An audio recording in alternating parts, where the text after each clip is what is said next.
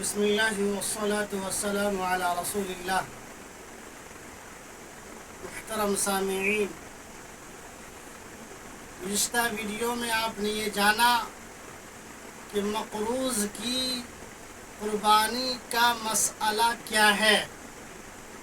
آج کی اس ویڈیو میں ہم سب جانیں گے کہ ایک شخص ہے، مالدار ہے، صاحب نصاب ہے، مگر اس کے پاس قربانی کے دنوں میں پیسے نہیں ہیں، انہوں نے ادھار کسی کو دے رکھا ہے۔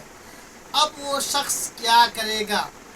آج کا سوال یہ ہوا کہ ایک شخص ہے، مالدار ہے، صاحب نصاب ہے، مگر قربانی کے دنوں میں اس کے پاس اتنا مال نہیں ہے جس سے وہ قربانی دے سکتا ہو یا قربانی کی ادائیگی کر سکتا ہو۔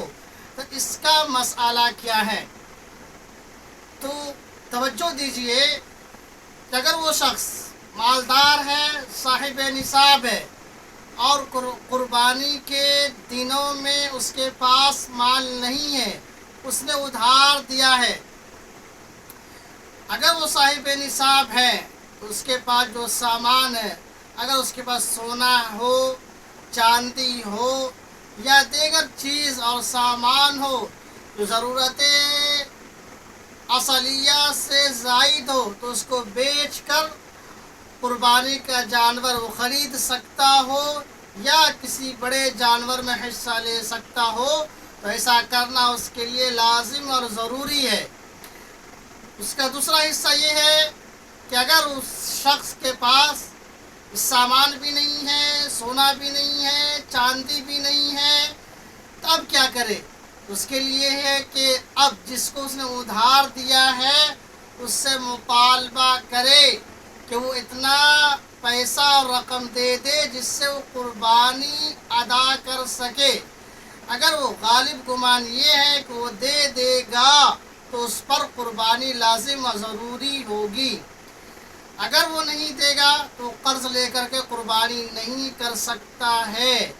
اس کا تیسرا مسئلہ یہ ہوا کہ جس کو اس نے قرضہ دیا ہے، قرضہ یعنی مقروض پر اس کو یہ حق حاصل ہو کہ جب چاہے اس سے اپنی رقم واپس لے اور لے کر کے اپنے مصرف میں خرچ کرے۔ تو ایام قربانی میں اس کے لیے ضروری ہے کہ مقروض سے مطالبہ کرے کہ مجھے بھائی اتنی رقم دے دو جس سے میں قربانی کروں گا، تو اتنی رقم لے کر کے وہ قربانی کریں۔